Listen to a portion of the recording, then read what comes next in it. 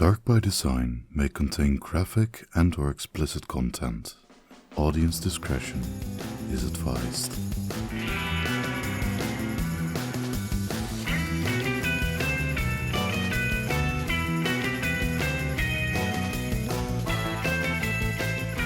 Hello and welcome. My name is Rachel. And I'm Bev.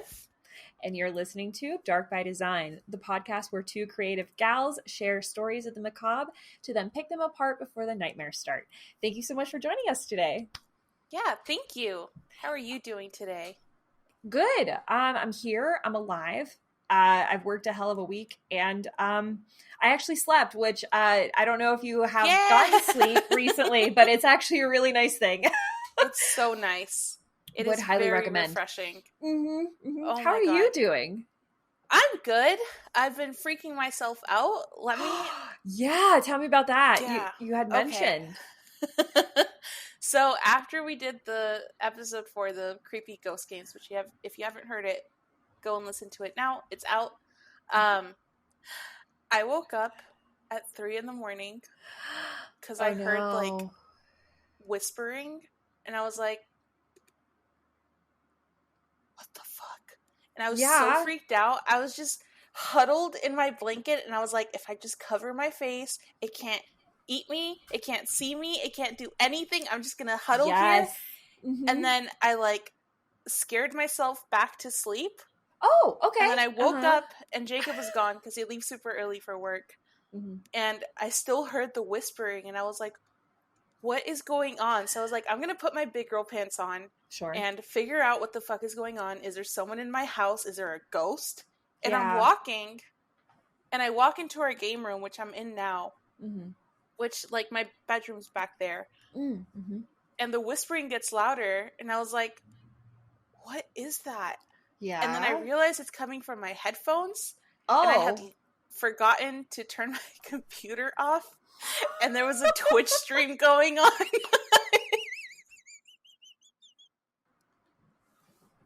I was so scared. Oh, man.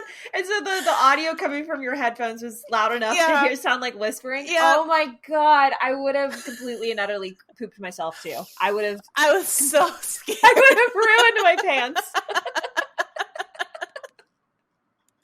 Could you imagine? Oh my god. Yeah. Hey, you know what? I'll take it over the alternative. No, it's okay. It's okay. No, that's the same thing I did with the oh goodness. I think I talked about it 2 Saint episodes Simon, ago. Yeah. Saint Simon, yeah, where I actually had my bad breath and I just woke myself up with it, and I thought it was, he was haunting my house. I don't know. Oh god, yeah. Sometimes this stuff just gets stuck in your head. Exactly. But today is a little bit of a nicer topic, if you will. There's murder and people die, and there's colonization. But there's not ghosts. That creepy part has been removed. But for all of you lovely history buffs out there, today we're going to be talking about the mysterious disappearance of an early English settlement. It was also American Horror Story 6th season, the theme for it, and it's none other than the infamous Roanoke colony, which is so exciting. And today, which is really cool, we kind of went down 2 separate paths with our notes, and I really like that. So you're going to be hearing two different perspectives of the story. What happened to the colonists while they were while they were in Roanoke, and the reasons behind the delay in their resources, and maybe possibly solving the mystery behind what happened to the colonists. Possibly we'll get to it, which is very exciting. If you're curious, you can find more information, photos, videos, and sources cited on today's topic on the show's website at www.darkbydesignpodcast.com. And if you're on YouTube, don't forget to comment, and subscribe. And if you're listening on streaming platforms, go ahead and rate us 5 stars and leave us a nice comment or 2. We would like the love and appreciation, spread the love a little bit. You can also find us individually on our socials. I am Ms. Quirk with 2 Ks. You can find me on Instagram, YouTube, and Twitch. And you can also find Beverly on Instagram, Twitch, and YouTube at Beverlocks with 2 S's. So without further ado, Beverly, would you like to tell us the tale of the Roanoke colony? Abso-freaking-lutely. Thank you. All right. So, Croatoan, a lost settlement and an everlasting mystery. What happened to Roanoke? So, before we dive into what we think happened to Roanoke, we'll just kind of give a little backstory about it. Yeah. So, Roanoke Island is off the coast of North Carolina and was there when the third wave of English arrival settled when Queen Elizabeth wanted them to explore the Newfoundland. It's said that the colony disappeared because, quote unquote, Native Americans were angry that they were taking up resources, which was causing tension. All right. However, the more likely story was that they encountered disease, which overtook and killed them. So literally everyone and their mothers died of disease back then. Yeah. What was it called? Consumption? Yeah, consumption. That was, I think, TB, tuberculosis at the time. Okay. Mm-hmm. What was that? What's the disease in the Oregon Trail? Oh, no. Is that the one where you poop yourself to death? Yeah, I think so. Hold on. Oh, God. Oregon Trail game. Disease, yeah.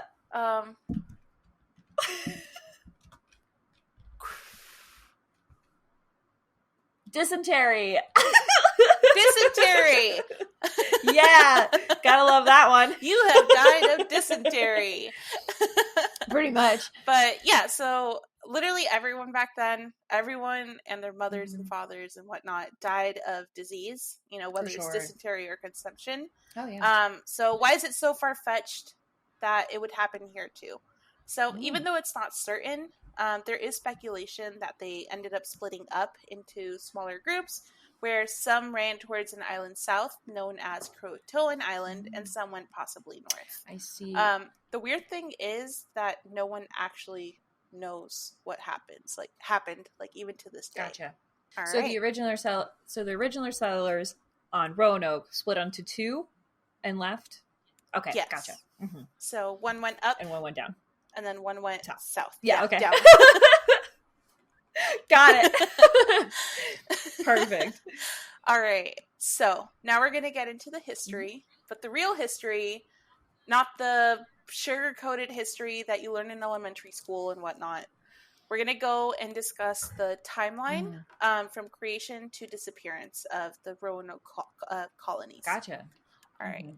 So, the Outer Banks were initially discovered and presented to both King Francis I of France and King Henry VIII of England in 1524, and neither decided to pursue it. So, this was originally thought to be a shortcut to China. China. Oh. Sorry. I was like, why China? Oh my goodness. But now we know that there's definitely not... Yeah.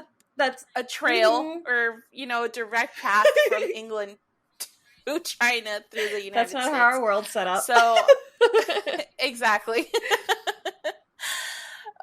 So now we know that's not true. So then in 1578, so by that time, about 50 years have passed, Queen Elizabeth I granted Sir Humphrey Gilbert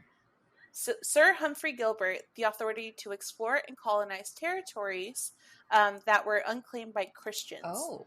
So it's only Christians out here, I was like, oh man, here we go with the religious bullshit. I'm like, right? I'm surprised it wasn't Protestants. Were Protestants the ones that were prosecuted back then? I think so. I know wasn't it Bloody was Christianity Mary? The official? Ooh, I'm not. Oh, it was. I'm not quite sure because I know there was a whole. Oh gosh, I think King Henry VIII, the guy that had all the wives. I think he said he stepped away from the Catholic Church at one time, and then I know Protestants were a thing, and then Bloody Mary, Queen Mary, had a bunch of them killed at some point in time, and then I guess Christianity. I have no idea how the religion circled through England, but these are the points that I know. That's it. That's my input. Fuck yeah, that was awesome. That's more than I know. More of the story, nobody likes what anybody else is thinking or believing, and so they all fight about it. There you go. True. Exactly. Hashtag crusades. Yeah, hashtag colonization. Welcome. Woo! Oh, that's fun. Yeah. So in 1578, Queen Elizabeth I granted Sir Humphrey Gilbert the authority to explore and colonize territories that were unclaimed by Christians. Gotcha. Whatever that may mean. So, upon Gilbert's death, this same charter was divided between Adrian Gilbert, so another Gilbert, and Walter Raleigh. So, Raleigh, North Carolina. Get it? Oh, wow! It? And that's where is that their capital? Okay, cool. Because I was like, I'm going to say capital. If I'm wrong, I'm going to feel like an asshole.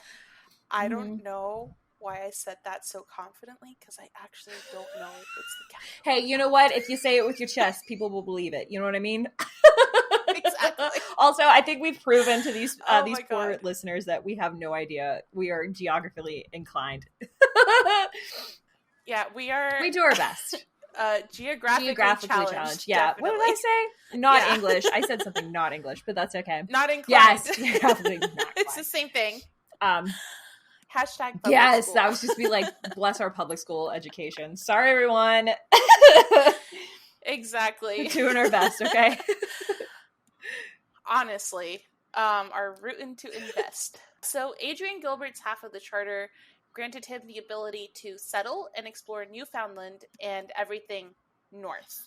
And then Walter Raleigh's half, which was issued in 1584, allowed him to go south, even though most of the lands south had already been claimed by the Spanish. So, like, Florida. Okay. So, like, Newfoundland, that's in Canada, I believe. That's, like, way up north. Right? Oh, is it Canada? Hold on. Let me look. It might be. Oh, it is Canada. It's the easternmost province of Canada. Gotcha. Oh. Gotcha. Okay. So then she was like, hey, yo, go explore the U.S. One takes north, the other one takes south. Got it. Okay. Yeah. Again, sorry. And public school education. Whoever went north. Yeah, honestly. I was like, where's Newfoundland? I feel bad for whoever went to Newfoundland because no, thank you. I would not. I will take the South and I don't know, a mystery of a lost colony over, I don't know, snow. Yeah, no, thank you. Yeah, no thanks. Exactly. No, thank you at all. Yeah, how? Oh I have no idea. Bless them though. I have many wild. questions. But exactly, yeah. So Walter Raleigh's charter had a catch though. He needed to establish a colony by the year of 1591. So his charter was issued in 1584, so he had 7 years to complete this task, which it takes a long time to cross the ocean, first of all, and then actually finding a good place to establish a colony that takes years. Yeah, especially back then, when the only thing they had was like the basic ship. Exactly. Yeah, it would take several months just to travel from Americas to Europe. I don't know. And there's people dying on the boats. It's wild. Can you imagine how many bodies are at the bottom of the ocean from just people thrown overboard when they die? Well, I have a feeling that the fishies would annihilate them beforehand. Yeah, but like the amount of people that have been lost at sea is piranha. Piranha. Yeah, the amount of people that are lost at sea is probably incredibly surprisingly high. Probably no one's surprised that it's high. The ocean is one of the most terrifying things, like natural things of our planet. Yes. It's the oceans and then vast forests that people get lost in and like die and are never heard from again. Those terrify me. Yeah. Like I will take folklore any day. Yeah. Real life stuff, like real people, real locations. Absolutely not. No. Mm-mm. No, absolutely not. Did you know that I guess octopuses, they have DNA sequences that aren't found anywhere else on Earth, so they think they actually come from space. Amazing. Amazing. It's pretty cool. Sure. Don't quote me on that. I probably misquoted that. Regardless. But scientists do believe Fuck that yeah, I'm going to take and run with it. Call NASA. Like from a meteor. Oh, it's so cool. Exactly. Call NASA.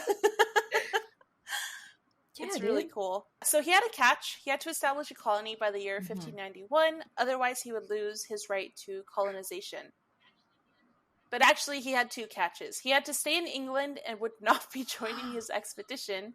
So he would have to send someone as his representative to set this up. And this was all because Queen Elizabeth wanted him by her side. So, Mr. Raleigh. Oh. Yeah. Mr. Raleigh. Yeah, I have many questions. But anyway. Right? I wonder what happened wildly. there. But, sex, I know, sex, right? sex. But who knows? Weird, nasty royal sex, honestly. She probably had a sex absolutely, dungeon. 100%. They could do anything. They were royals back then. Who gives a shit? Exactly. Yeah, Wachi's just like actually like a good advisor to her, and that's it. But we're just like, nope. Huge sexual sex dungeon. It was like 50 Shades of Grey, 1500s edition. You know what I mean? Exactly. And this is how stories and some weird, nasty shit. And this is how stories and history are created. Thank you. Exactly. But I don't know. If I were Walter Raleigh, I'd be so disappointed because, like, if you want to get the job done, you do it yourself. Absolutely. You know? It's especially something huge like that. Like, it's something hard to trust onto someone else. So, I don't know. But immediately upon being granted his charter, Raleigh sent an expedition which departed in April of 1584. So the same year that his charter was issued.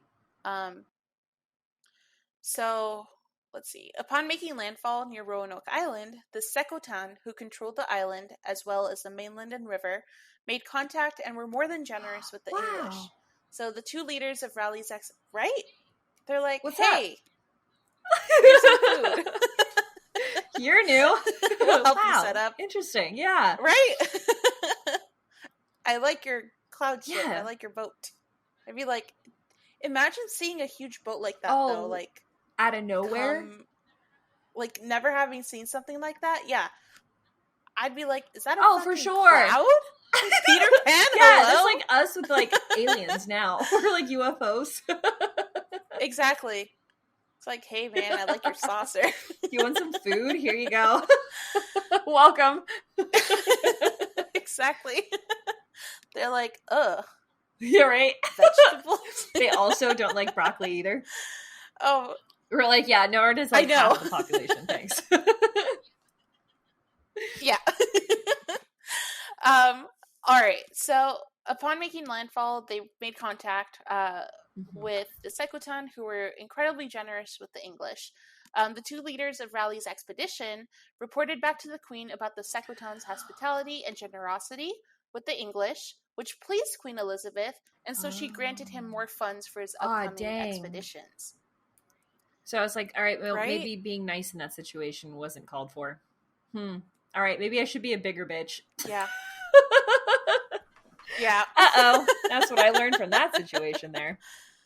Absolutely. Yeah. So Raleigh's colony was planned to be mainly military, focusing on exploration and evaluation of resources and materials.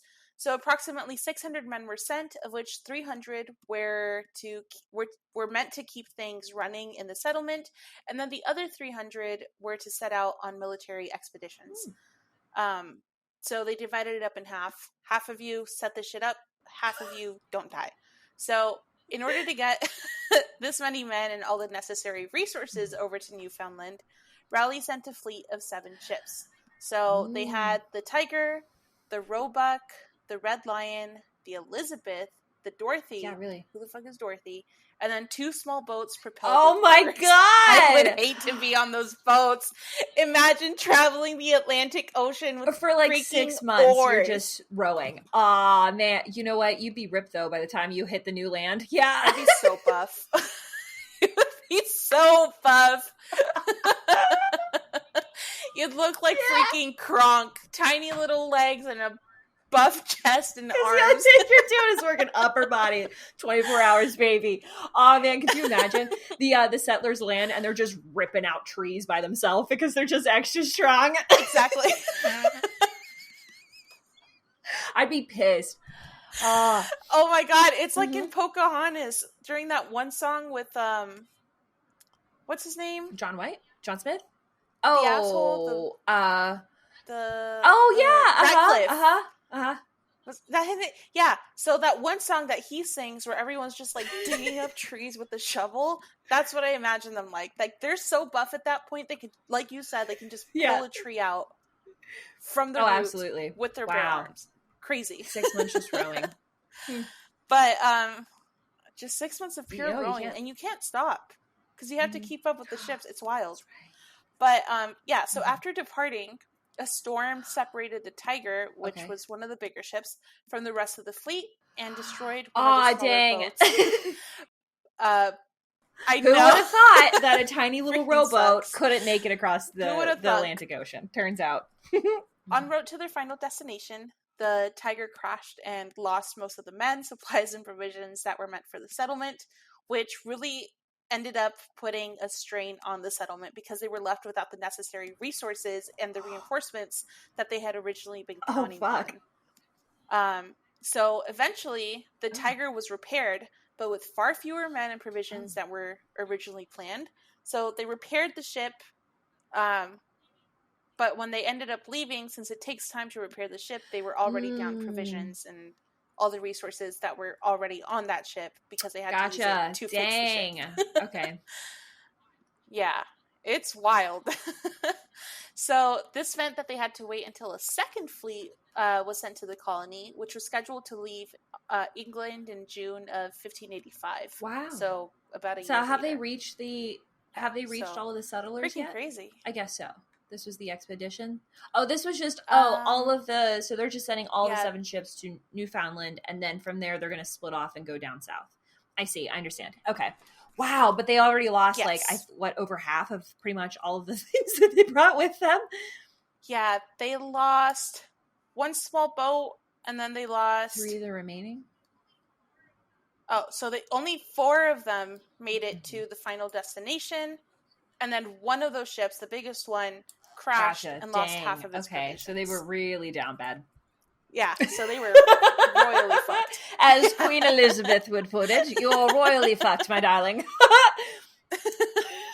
You're royally fucked. Dang, that sucks. Yeah, I was like, that's not good crazy when you're trying to settle a new land, you know? Exactly, yeah. So then Sir Richard Grenville, who was in charge of this expedition, the expedition going to Raleigh, was not aware that this new fleet would be directed to Newfoundland, which meant that there would be an even further strain on supplies and settlers, which in turn meant that they would have to rely even more heavily on the generosity of the Native Americans. So this whole time, he thought that some of these resources were going to be going straight to his settlement. But like you said, it had to go all the way up north and then be split evenly amongst the children. Did like nobody... So is this how like you settle things, like settle colonies? Like I get it, shit happens or whatnot. That's probably why they sent out so many boats at one time. But holy moly, what? Isn't that crazy? What's that saying? Throw a wild shit into the wind? No. That's not it.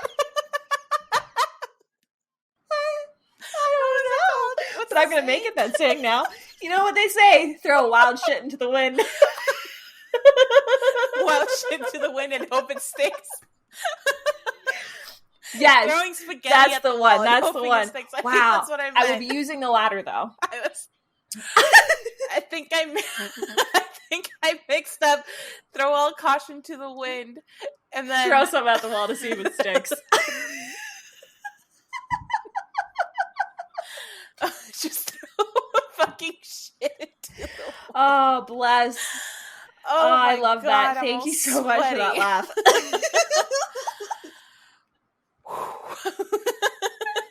Oh, boy. But yeah, apparently that's how you settle for the best colony. You just hope it works. Wow, now I can see like how brave these explorers really were, because that you're literally facing certain doom. Yeah, wow. You're on your own, man. Nope, I will stay happily in my house in a city.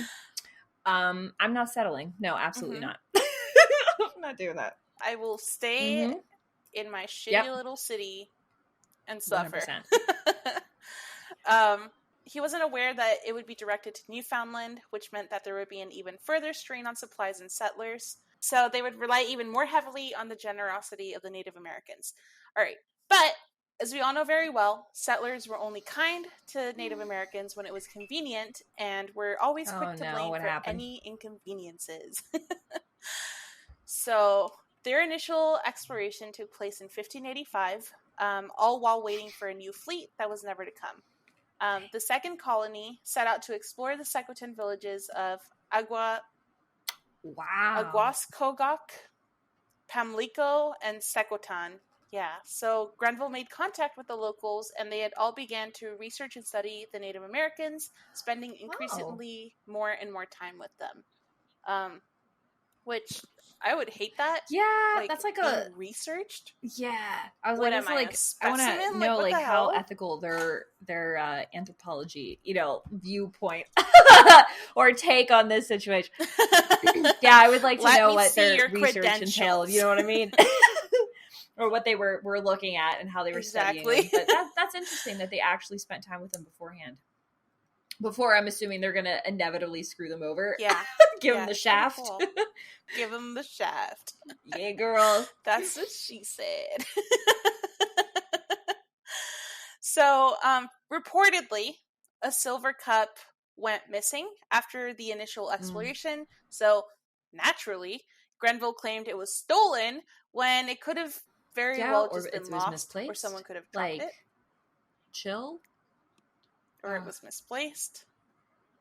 Not to be cynical, but I have a feeling he probably just kept it in his treasure box and then just wanted to start some shit to get more supplies. My thought too. Exactly. So what did he do over this quote-unquote stolen cup? Boy. I will tell you. He sent his little minion, Amadas, to Aguascogok in order to demand that they return the quote-unquote stolen, probably lost cup. And when the Secotan said that they did not have the cup because they more than likely didn't, what do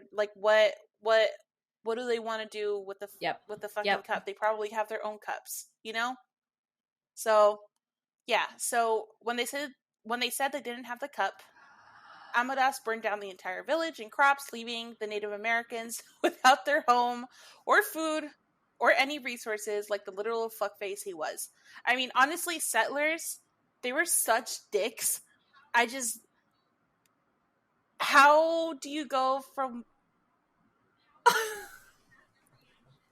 How is that your reaction? You know what I mean? When people say, we hate this group of people, hypothetically speaking, what if we just put them all on a boat and send them to an island and just let them do their thing? Is that how they selected colonists? Yeah. They were just like, here's just a group of assholes we don't like. Send them on a boat and send them over. They might die, but if not, hey, we have new territory. Exactly. Here's this maniacal fucking psychopath who just loves to kill everything and everyone in his path. 6 months, yeah! Put you on a boat. Like, what the fuck? Oh, do you think because they're on a boat for so long, do you think they just go absolutely bananas and then just are like, hey, we're just going to destroy everything? But then again, I guess that's also... there has to be some bonkers gone. Bonkers had. But, I also know that I don't want to be like, them's the rules of colonization, but do you really have to destroy everything? I don't know. See, I couldn't be a colonizer because I couldn't be mean to other people. I couldn't do that and hurt other people take their resources. I feel like I'd be the voice of reason and be like, Mr. Grenville. Yeah, right? I think it's in your chest. They took the cup. They took it. No, Mr. Grenville, it's right there. It's right on top of your chest. No, they took my cup. They had to have taken my cup. They took my cup. And he puts the entire time you're asking him, Mr. Sir, back. I don't think we lost the cup. He's just has it behind his back. He's playing. He's like that 2-year-old that you're like, I know you have it. Give it here. And he's like, no, I don't have a cup. The bad people took the cup. The bad people took the cup. Yeah, he is. Oh my god. Yeah, he's an actual 2-year-old. But yeah, so after this great victory, quote unquote great victory, of showing strength against the Native Americans, Grenville returned to England with so many riches that the Queen funded more money into Raleigh's expedition. There you go. And that's why people take things from other people. Fucked up. Exactly, because you're rewarded for it. You're rewarded for theft. Hashtag America. God bless. When Grenville left for England, he left his number 2 in command, Amadas, the guy that burned down the entire village, in charge of the colony, but he only had 107 men rather than the initial 600 men that he had expected to have. So, after completely destroying hundreds of people's lives by burning down their village and crops and resources, they started to harvest corn throughout the fall. But come winter, it was likely that they had exhausted their supply. So this led Amadas, right? This led him to explore Chesapeake Bay, making contact with more Native American villages, such as the Chesapeake and Skikuak, which I feel like no good can come from this, that's true. Look at how he treated one group of people already. Yep, he's knocking on their door. What do you want? What's he going to do to these people? But yeah. So, what do you think happened when these English colonists came and made contact with probably a new nothing group good of Native Americans?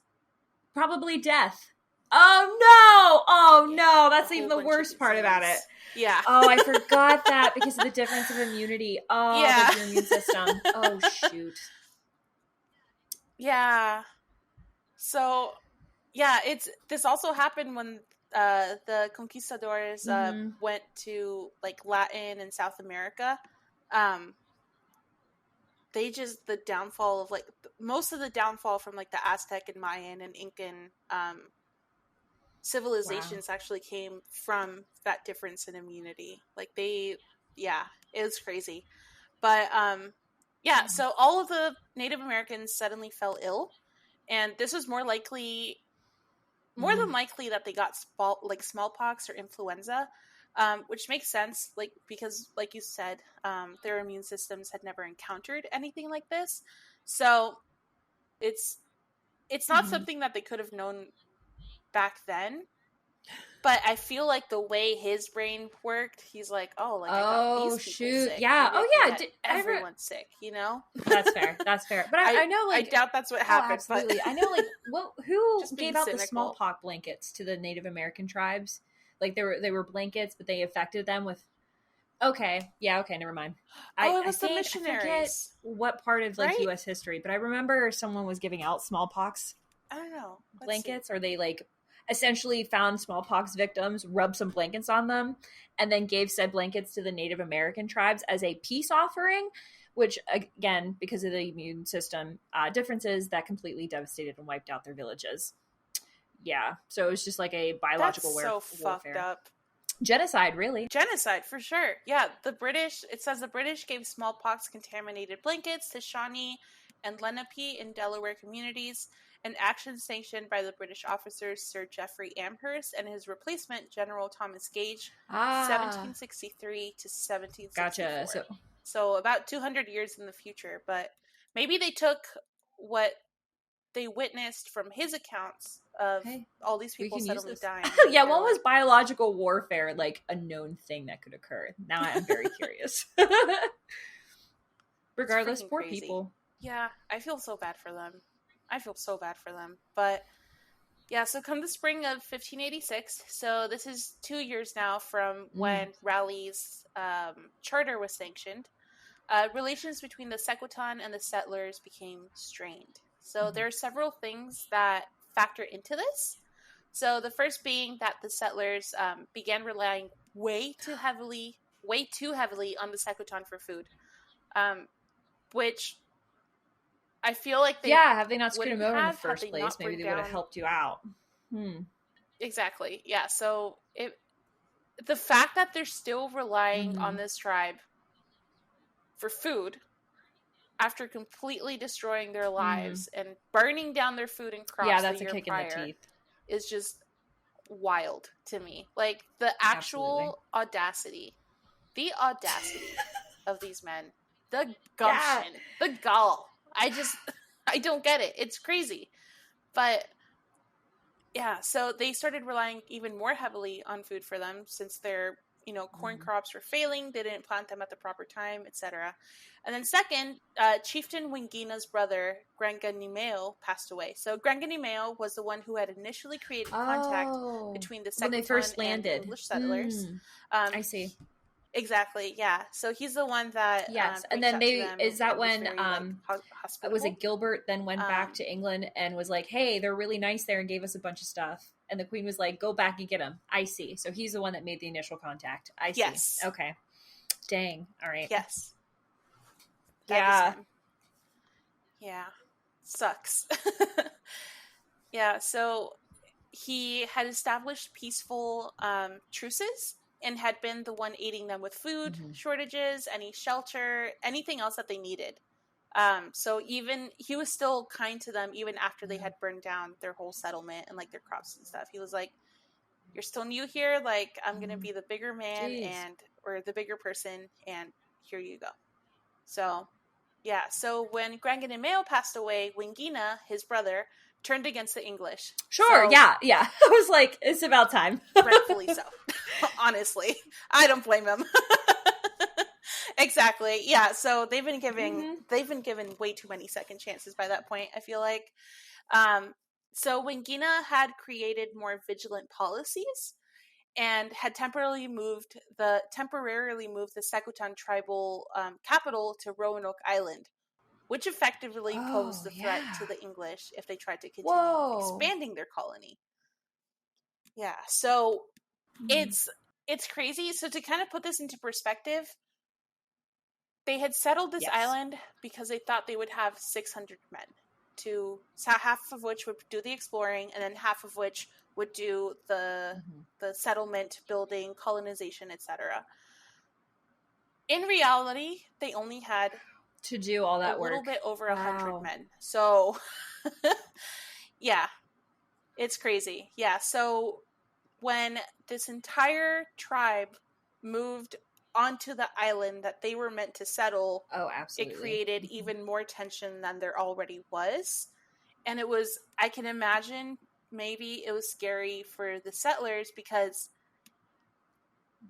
Wingina's people had at least 3 times as many people as the settlers. They were scared. So, yeah. I was like, well, maybe you should have been nice back to them. Exactly. If they had been cordial, like if they had been normal human beings that like respected other human life, maybe this would have been especially great, if the original chief them build and stuff, came to you in kindness and was like willing to support you guys, and then you went behind his back. I know there probably was like a even after your bullshit. I'm really curious of what like the power struggle was between like the tribes and the settlers, and like who had an advantage over who at what time, and like the seasons or whatnot. That like I would like to dive into that.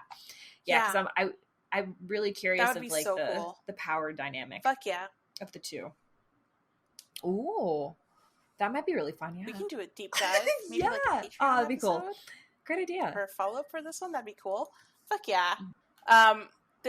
When Wingina moved onto the Roanoke Island, this posed a threat to the English if they tried to continue expanding.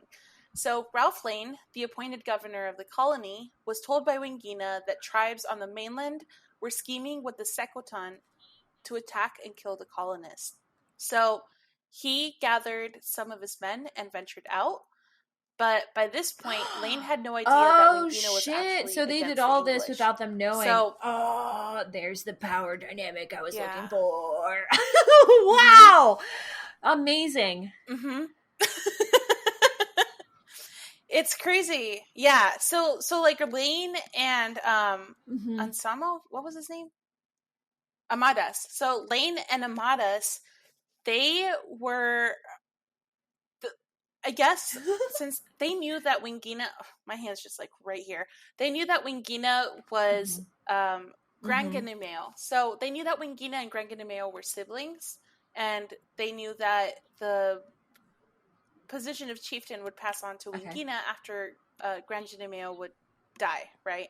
So they assumed that Wingina was as peaceful and cordial, I guess, as Granganimeo was, but in reality, he had been witnessing all of the atrocities that the English settlers were committing against the Native Americans. And do you think the two of them were like, "Yo, your bullshit today"? How do you say his name? Gran. I'm gonna call him Gran. Gran. Yeah, I'm gonna call him Gran for just ease sake. Because my stuttering, it's gonna cause my stuttering to go off. So I'm just gonna call him Gran for now. Sorry, apologies. But I wonder, they had to have been like, listen, I'm the older of the two of us. When I go, let's screw them over. So, like, let's keep them thinking that we're real nice, right? And then we'll get them where it hurts. That's what I'm assuming had to go down. Just a lot of, like, scheming, Game of Thrones-esque type of That's shit. That's what I would do. I'm Fuck here for it. Oh, man. Like, I get it. Fuck yeah. Like, those... Right? And, like, I get it. Those colonists were probably, like, I don't know, some, like, cool. ancestors of some person that lives in the U.S. now. But at the same time, I'm like, fuck you. You know what I mean? Fuck you. Continue. Oh, I'm so excited to know where the story goes. Fuck, dude. This is so interesting. Well deserved. It's crazy.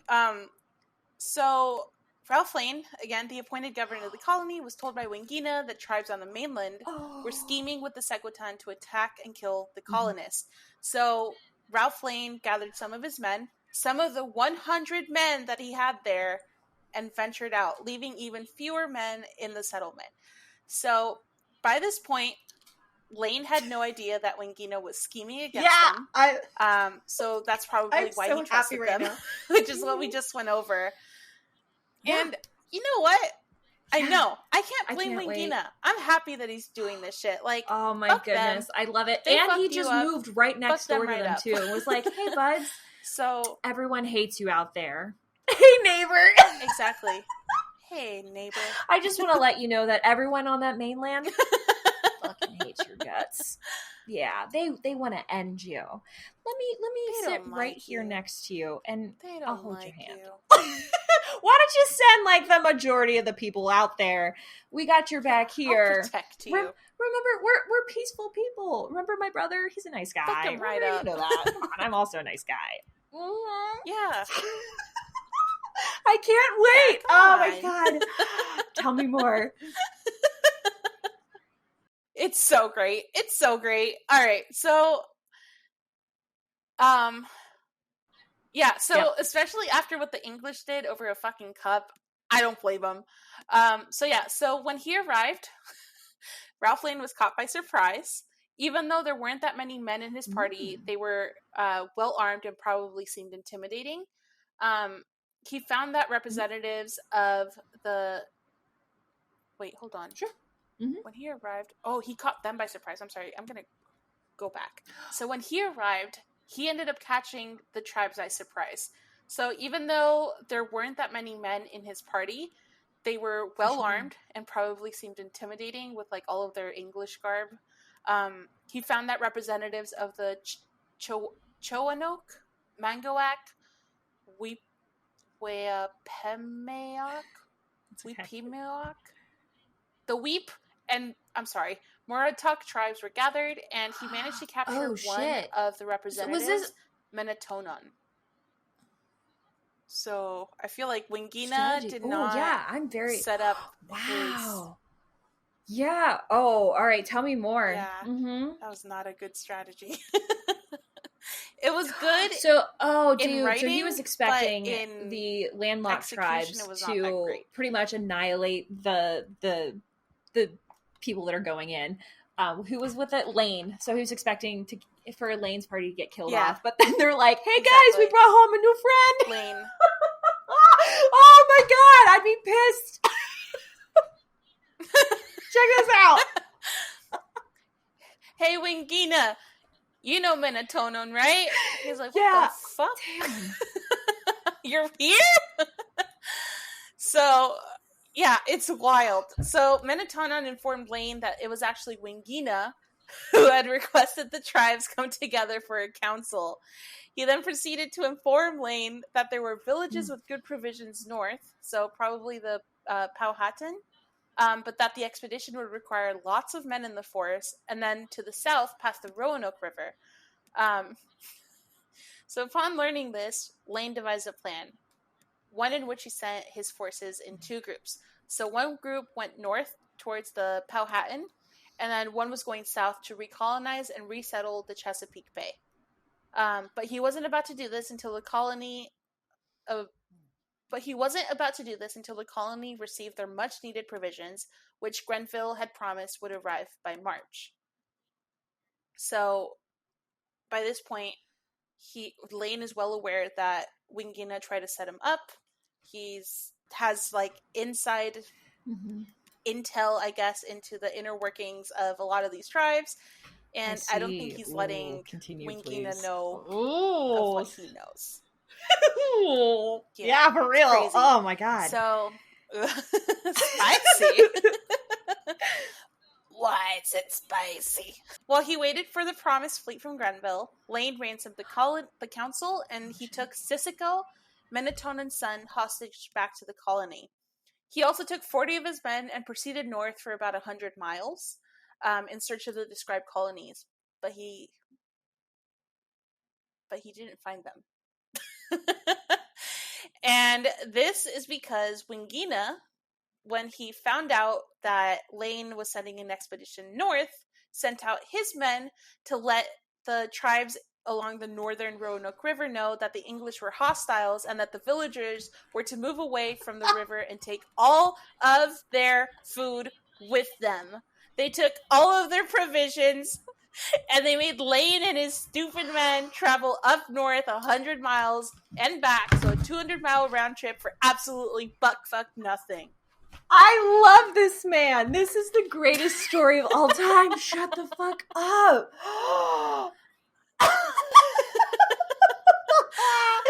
So great. It's damn. So great. So not only are they already short on supplies and men, like you said, they tracked up 200 miles for nothing. Fucking 200 miles for nothing. And as you can see, Wingina learned from his mistakes. So the first time, he didn't let them know that the English were coming. But this time, he's like, I'm not making that mistake again. I'm going to tell these motherfuckers that these motherfuckers are coming up. This is the greatest story ever. Escape. Holy shit. It's so cool. That shit was some, oh my god, yeah, no, you're so right. And if that isn't karma, I don't know what is. Right? Yeah. So Lane and his group ended up returning to the colony a little bit after Easter. So Easter's in April. Oh, okay. And the provisions were supposed to get there in March. But they came back empty-handed. And Wingina, during this time, had been planning to get off of the island with the rest of the Secotan, but after seeing that Lane returned safely from his expedition, he reconsidered because it showed that he had strength.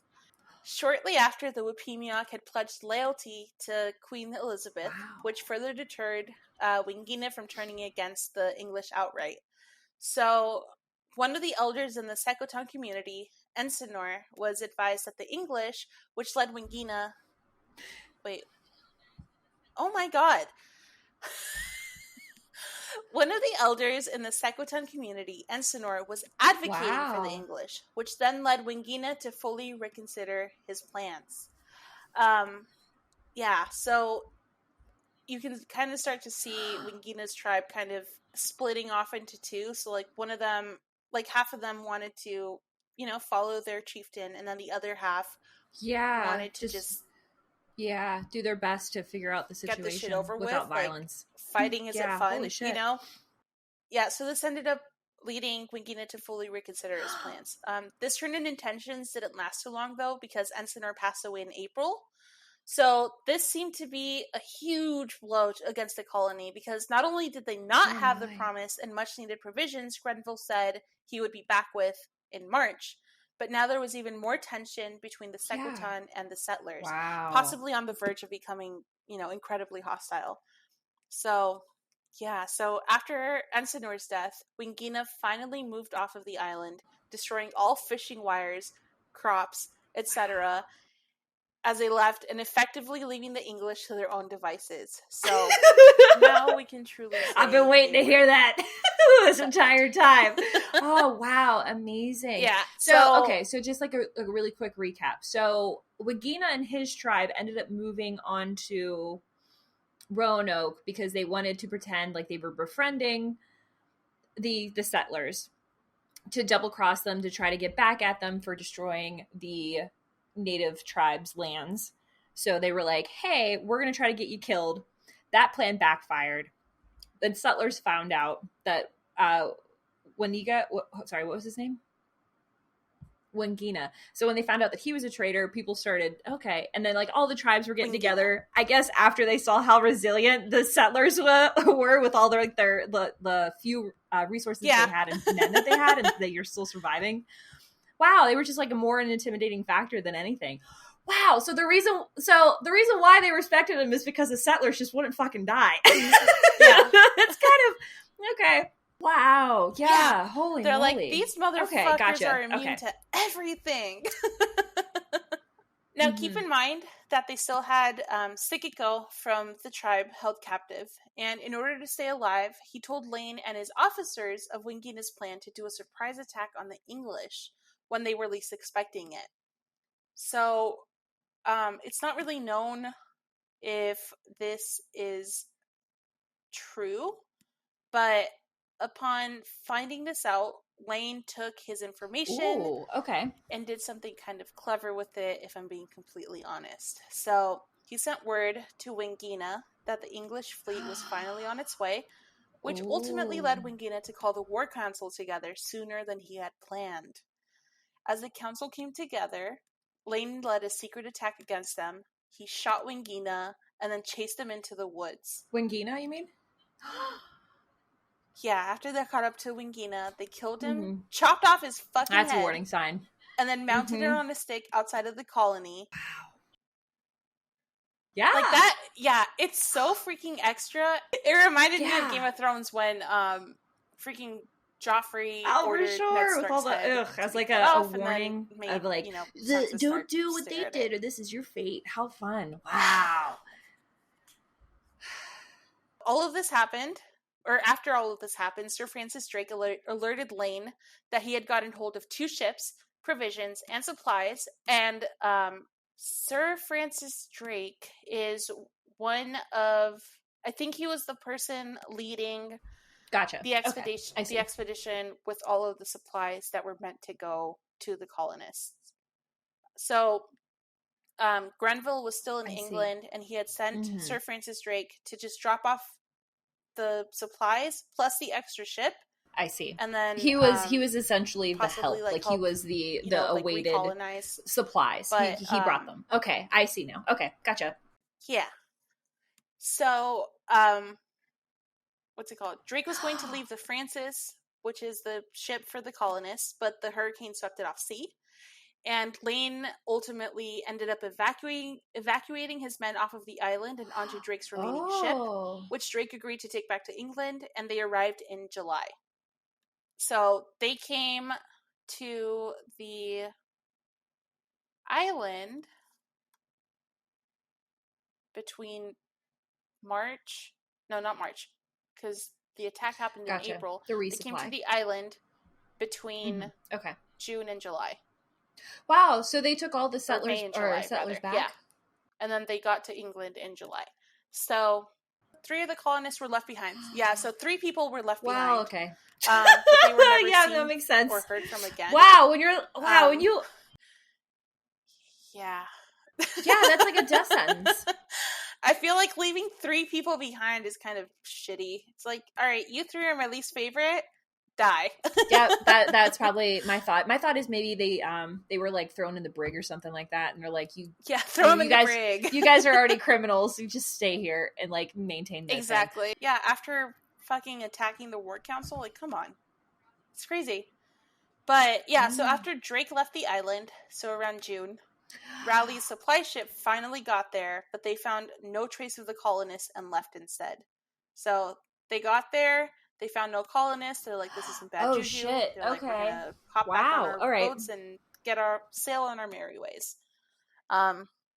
All right. So then Grenville went to England in 1585 in late June. He left behind 108 men.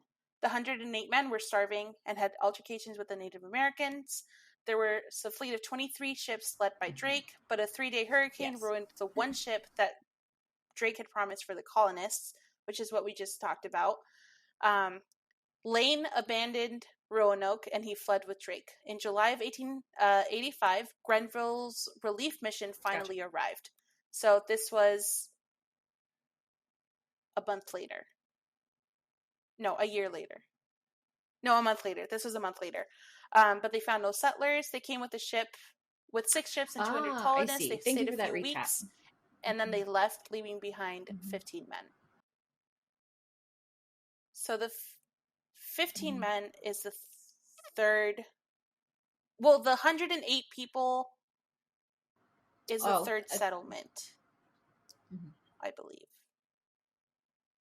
No, the third settlement is in 1587.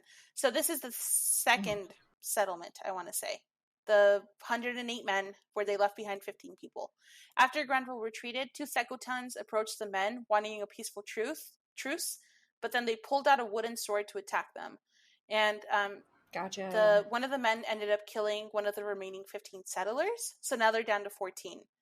And when that happened, the other Englishman escaped to warn the remainder of his unit, which resulted in the Secotans setting their food stores and houses on fire. And this in turn made the men take up arms and then retreat. So the Secotan ended up killing the second Englishman during that altercation, which left them with 13. And then there were 4 Englishmen looking for provisions along the creek when the 9 off of the island approached them, letting them know of everything that happened.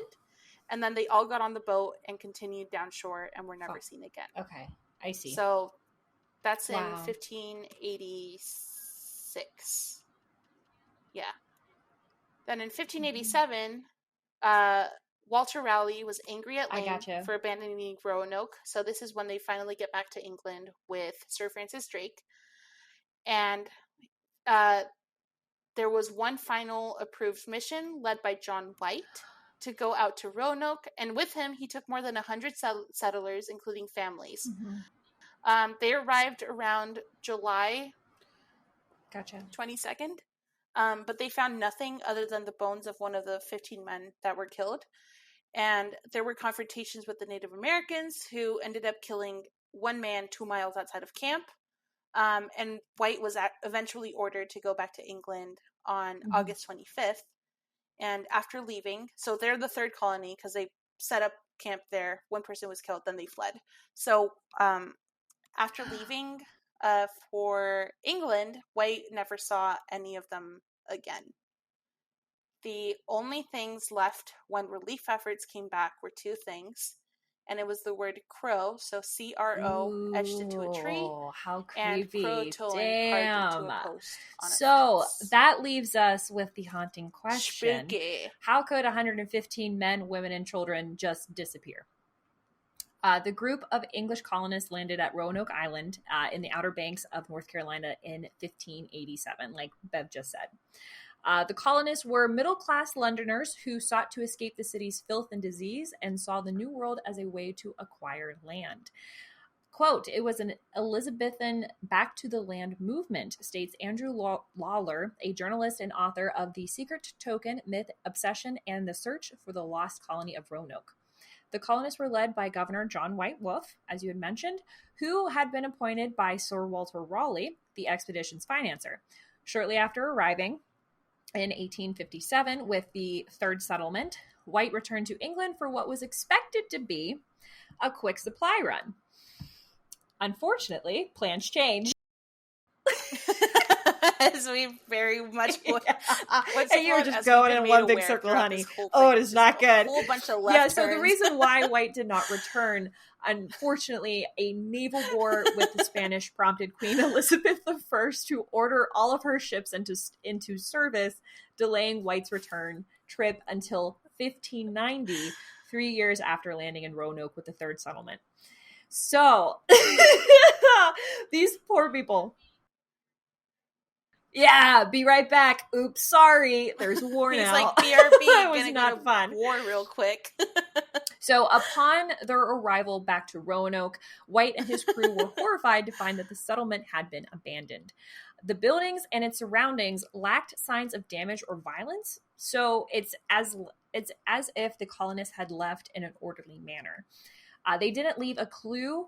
Oh, I'm sorry. They did leave a clue to their possible whereabouts, which was the mysterious word Croatoan, which was carved, like you said, on the lonely fence post and a crow on the tree, you know. How awful and dreadful.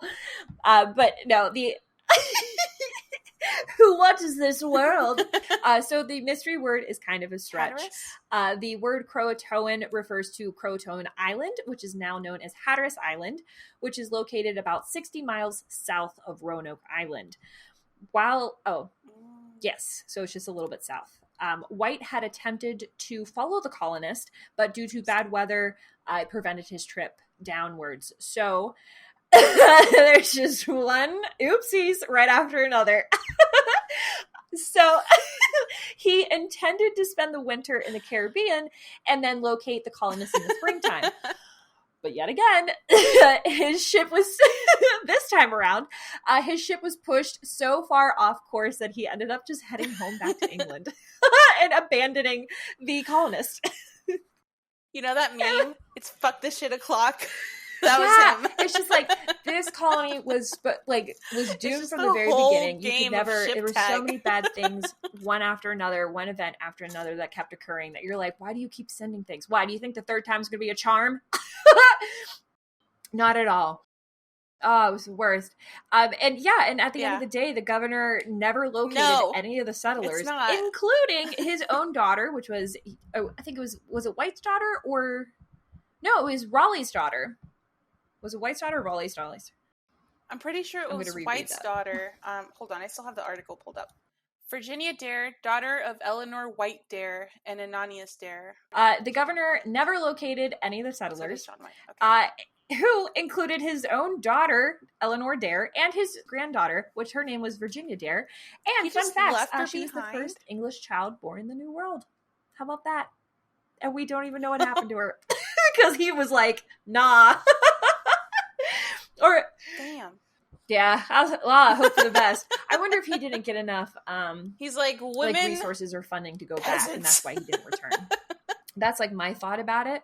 But or probably after they saw that the colony had been abandoned, they're probably like, well, I guess probably not dump any more resources into it. But anyway. Everyone assumes a dark and dreadful end for the colonists, and it's honestly, crazy. You should stop at that. But though, with the tension that was growing, it is a thought about it. So get your mind out of the murder gutter, because National Geographic is going to help us out. So, in their 2020 article entitled "Newfound Survivor Camp May Explain the Fate of the Famed Lost Colony of Roanoke," archaeologist Nick Lucchetti and his team at the First Colony Foundation have found evidence of the Roanoke colonists in two separate locations. One is the Croatoan Island, which is 60 miles south, as their message had stated, and also on a bluff overlooking the Albemarle Sound, which is about 50 miles west. I think I said that right. Albemarle. Yeah, Albemarle Sound. I think that's how you say it. Carolinians, I'm so sorry if it's not. Whoops. Okay. So, two locations. It's thought that the colonists had split into two groups at some point in time. One that is, we're not quite sure. But we do know is that they were initially heading to the Croatoan Island first. How the second location at Albemarle Sound was discovered honestly kind of sounds like something out of National Treasure with Nicolas Cage, the movie, because it's fucking bananas. It's like one of those, you go into archaeology thinking like, oh, it's not going to be anything like the movies, but like this sounds like something from a movie, and it's so cool. So in 2012, archaeologists were examining a map of eastern North Carolina painted by none other than Governor John White. By Governor John White. What was that? I don't know. when they noticed an unusual patch on the map. Let me reread that. Dang, I was like, this is like so powerful and like really cool, and I screwed it up. I love it. So in 2012, archaeologists were examining a map of eastern North Carolina painted by none other than Governor John White himself, when they noticed an unusual patch on the map. Upon further inspection, they discovered a hidden colony added to the map using invisible ink. Fucking right. I didn't look into it, but I know that they had it because like spy shit going on.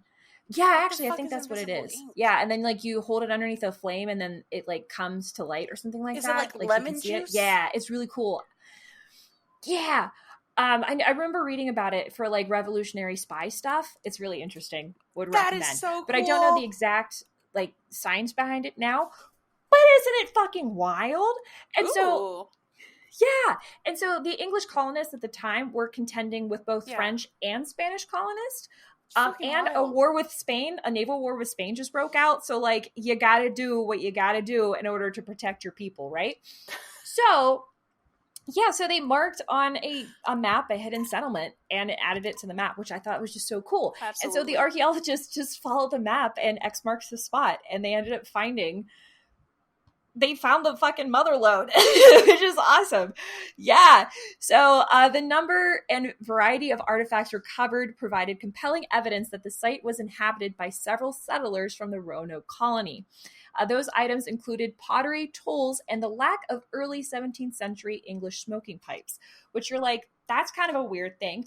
Quick segue on this, which I found very interesting. Early Roanoke expeditions appropriated pipe smoking from the Native Americans, and Raleigh, the guy who funded all of this, made it fashionable in England to be smoking one of these pipes. Maybe not that pipe in particular, but they at least like made it like a fashionable, like really cool thing to do. So they like increased the sales of like pipe making, which I thought was really awesome. So the English smoking pipes became an inevitable part of an English trader's kit by the early 1600s. Jesus. But you have to realize that the colonization happened in 1580s, and so this like pipe smoking, like the trend, you can say, for the explorers having them on them didn't start until 1600. So there's like a solid like 20 to 30 years before like this pipe trend caught on. So that being said, any new colonists entered in the colony would have had an English style pipe. However, only Native American pipes were found at the two locations, at Roanoke and at the Albemarle. Yes. Sorry, what was that location called? Nope. Sound? Was it a sound? Albemarle. Oh yes. Yeah. Hold on. Let me reread that. Okay. So only Native American pipes were found at the two locations, Roanoke and Albemarle Sound, meaning that there was a possibility that no one knew from England had landed there in those locations. So any pipes beforehand, so there's like an evolution of like smoking pipes. Yeah. And they kind of use that to date the archaeological site, which I thought was really fun. In the Arbol, I don't even know if I'm saying it right, but in the Sound area, they found two locations. Cool. They called them Site X and Site Y. And they were both next to Native American tribes that they believe the settlers were friends with or had become cordial with. And essentially kind of joined their colony in order to survive, or joined the native tribe to survive. So Dr. Horton, an archaeologist at the University of Bristol, stated that the discoveries from Albemarle and Hatteras had credence to the increasing popular theory that the lost colonists went their separate ways and merged into the local Native American communities. This is typical in situations like shipwrecks, he says. Order breaks down and you end up with several survivor camps. The best chance of survival was merging with the native tribes who already knew how to survive in the local area. So it's not too far-fetched to just imagine that they just kind of started living with the local tribes, just kind of merged together and probably had families and moved on that way. I remember reading somewhere too that there are some Native American tribes like further south, like around this area, where some of the people actually have like blue eyes and they have like lighter colored skin, so kind of like the European for sure. descent. It's like, I wonder how far, so like, of course, like, there's always, like, intermixing of cultures everywhere, but, like, I'm like, I wonder, like, how far back, like, their tribe can, like, pinpoint, like, when, like, their genetics changed. Yeah, you know what obviously. I mean? Yeah, that's so awesome. I wonder if it is from that. I hope there's, like, further DNA advancements, you know? Same.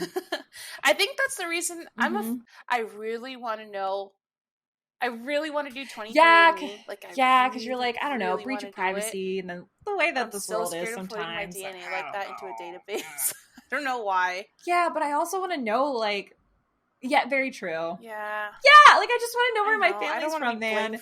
And, like, my great-grandfather on my mom's side of the family turns out I want to know where adopted, I came from. So, like, we might not really know, like, what our family ancestry is. So there's, like, another mystery there. Moral of the story, we're still not 100% sure on what happened to the Roanoke colonist, but archaeologists are hopeful that we're one step closer to solving one of the greatest mysteries in early American history. How fun! How cool is that? What? This is a great thank story. you for your detailed story about also, like the like colonists and how they mystery. even like, settled Roanoke Island to begin with. Wild. I had no idea about that. I had originally assumed that it was like the 115 like men, women, and children, the third settlement that came through, and they were like, "Okay, here you go, do your best," and then they just died. I didn't realize that. Yeah, I didn't realize that it was there was like more involved. But of course, like looking at it now, I'm like just throwing shit into hindsight's the wind. 2020. Obviously. Like, of course, you would have someone go there and settle before you brought like families there. But you know, I don't know how colonization works. It makes sense. Final thoughts? Should we go into that? Mm-hmm. I think that the moral of the story here is to just not be a fucking dick. Just don't be a jerk. I mean, it's very clear that the Sequoian were being just ridiculously generous with their resources in order to help out these strangers, and then the settlers just ended up taking advantage of that. They didn't treat the Native Americans with the respect deserved, and what happened to them after was honestly just karma. The universe was like, here's this shit you threw at these people, we're gonna throw that shit right back. So I don't know. Absolutely. I just think it's really scary that people can just disappear off the face of the earth, though. You know, like in this case, it's very likely that we found out exactly what happened to them. We're really close.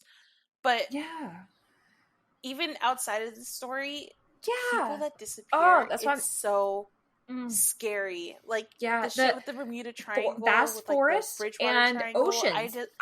I can't. They're just It scares me. You can easily disappear, and anything could easily happen to you, and you are gone forever. Like you. Yep.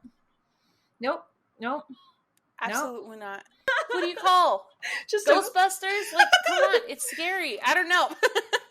Yeah, you're gonna have to have a psychic come in just to find you after that, because you were long gone. No, thank you. I just don't. If I couldn't find my way out. I think nature is a beautiful, majestic thing, but like I don't really want to go into it a lot. Absolutely. Yeah. Again, I will be an armchair nature lover. Thank you so much. I appreciate her. I'll look at it in pictures. I love our planet, but that should be scary. So I ain't going to some places, but I'll appreciate it. But yeah, I don't know. Like here, it's the 16th century, so like the record keeping isn't impeccable. You know. Also, a lot of these people probably left in a rush because they were scared. Before I heard about this, the first time I really ever was intrigued by this was actually the American Horror Story season. So I always thought it was something paranormal. I had also remembered, like, I think there was like but this makes more sense, Never mind. It's a stupid story. That has nothing to do with this. I think there wasn't like there was a lady named like Cora or something like that, and she was a witch, and like the tree that they caught on fire or something like that like didn't burn, and she ended up living or something like that. I forget what it was, but then people were trying to like make connections between like this witch and the Roanoke people, even though there was like 100-year difference, and she came afterwards and shit like that. Or and like they're trying to say like Croatoan or like the crow part of it was supposed to be like Cora, but from the future. Yeah, that's stupid. Yeah, right. They're like, how do you spell Cora? Or like they didn't have time to write it. Cora, but they couldn't write back then. So that's what that reminds me of. Like I remember reading about this when I was like a young little kid, you know what I mean? And going like, ooh, you know, and thinking also like speculating wildly, like what could have happened to all the colonists? Like, was it ghosts or were they like ran out, or were they like attacked or kidnapped, or did they just leave, or like what occurred? And I always remember sitting there going like, oh man, I want to know. And you know, it's mysteries like this is what kind of got me into archaeology and history itself. And so to finally know, or like to have somewhat evidence to point towards what actually happened to them. Gosh, it feels so cool. And of course it's not like as cool or like, I don't know, dramatic as we all had like assumed they were, like it's completely exciting. Like slaughtered by like local tribes or shit like that. It was just like, hey, we're out of food. Let's go live with our friends. Like that was the situation at hand. It always brings me back. I remember being in my advanced trauma class in college and talking about like fractures and like violence in history and like broken bones and this and that. And like everyone always assumes that, you know, way back in history, everyone was a lot more violent. And if you found anybody who was hurt or there was like broken bones or something, that automatically meant there was violence that occurred. Yeah, that someone was killed or like someone broke their arm because they got into a fight. But in like, you know, in reality, life is so much more boring than that. It's probably just like a small thing. It's just like the whole Roanoke situation. Nobody was harmed. No one was like run out of town. They were just most likely got low on supplies and went to go live with some friends. So I think it's just a fun little tale to finally say, hey, I think we know what's going on now. It's like a campfire tale almost. Which also, and it's the salt of reality too, man. But I do appreciate it. Reality. Do you have a creep factor for this story? I do have a creep factor for this story. It is a 2 out of 5 for me, dog. It's not so much creepy. Sure.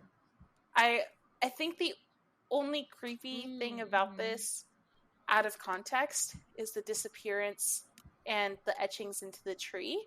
Because like, without really knowing the backstory, like if the only thing you know about Roanoke is 3 settlements arrived, all 3 settlements disappeared, there's an etching in a tree, and we've never found them.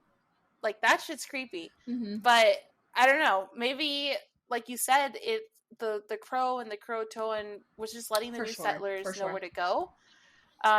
It's just, I don't know, it's just the ominous writing without any rhyme or reason that kind of freaks me out a little bit, you know?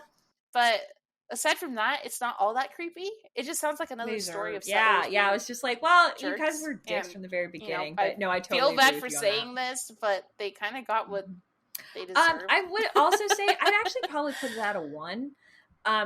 The creep factor would come into play because of the mystery. But now that that's kind of solved, it's kind of like not as, I don't know, creepy anymore. Yeah. Because like I was saying, because now that we know, it's just like, oh, they just, you know, moved because they needed resources. Creepy, like that was it. I really want to know like what happened to them, and like, did Virginia Dare ever grow up? You know, did what happened with everybody? That's, you know, that's one of the sad things that you can never like know with like history, mysteries of history. But true. But it's also such a like, it's ingrained in U.S. history. Like that's how we came, like that's how our country kind of came to be. It was like the very first start of it. So there's also a lot of, you know, patriotic history and significance, at least for me, you know. So that's how I feel about it. So it's really nice to get more insight on such like a monumental event in like our history of our country, which is pretty exciting. And it's also super impactful because like we're still here talking about it. And so now the bigger question is, how many colonies did we set up that actually didn't make it? That's what I have a question now.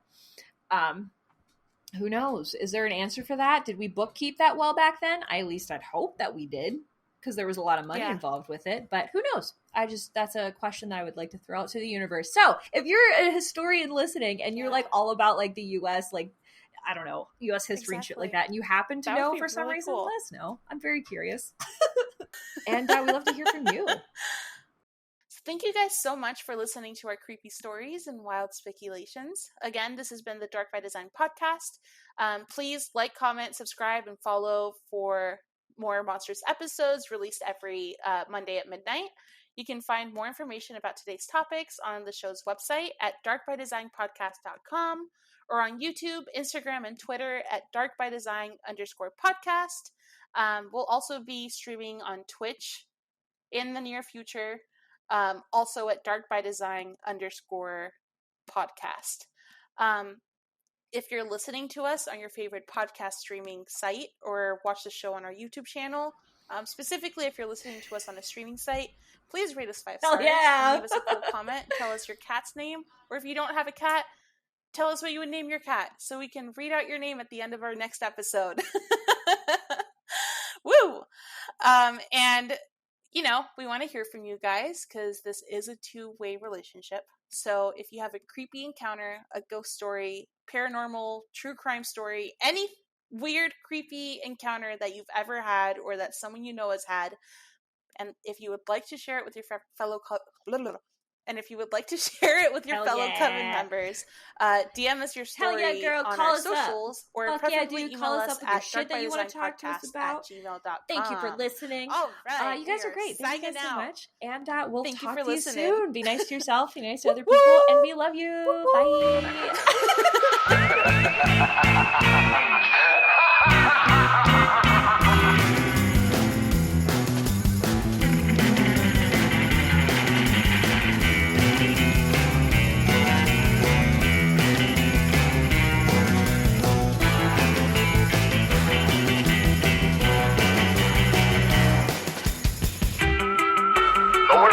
Shocking monster. Never have you known such